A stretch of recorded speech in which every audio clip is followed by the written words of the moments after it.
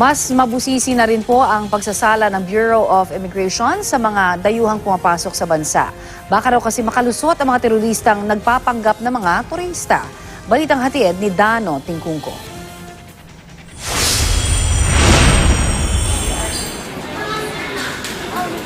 Paghadlang na makapuslit sa bansa ang mga banyagang terorista ang isa sa mga tinututukan ngayon ng militar matapos ang sunod-sunod na pambobomba sa Mindanao.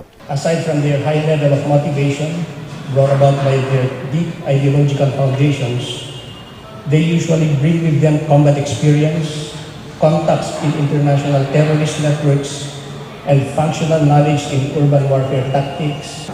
There are 4 validated foreign terrorist fighters in the country.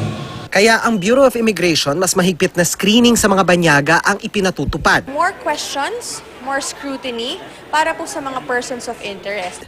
Pero hindi naman daw dapat pangambahan ng posibleng mas mahabang pila sa immigration counter sa mga paliparan. Isang passenger po kapag ina-assess ng immigration officer, meron pong 45 seconds lamang para maproseso. Kung meron po mga karagdagang questions at nakita po na ang taong ito ay isang person of interest, siya po ay nire-refer for secondary inspection upang hindi naman din po makaantala sa pila. Pangunahing inuusisa ng BI kung nagtutugma ang kanyang mga dokumento sa kanyang hayag na intensyon sa Pilipinas. Triangulation ang analysis natin, the person, the documents that they are presenting, and the statements that they are giving.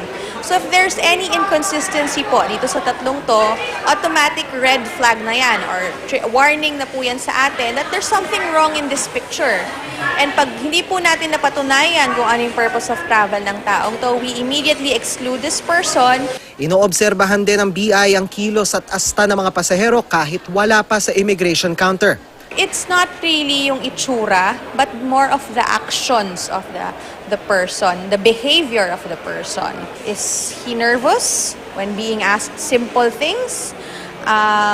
Hindi ba niya masagot ng maayos ang mga basic questions? Ito po ay ilan sa mga red flags na tinitingnan natin. For us to more deeply look into the documentation. Hindi lang din sa mga paliparan nakamonitor ang BI. May mga intelligence agent din daw sila sa buong bansa, partikular sa Mindanao para magmanman sa mga huwad na turista. Dano Tingkungko, GMA News.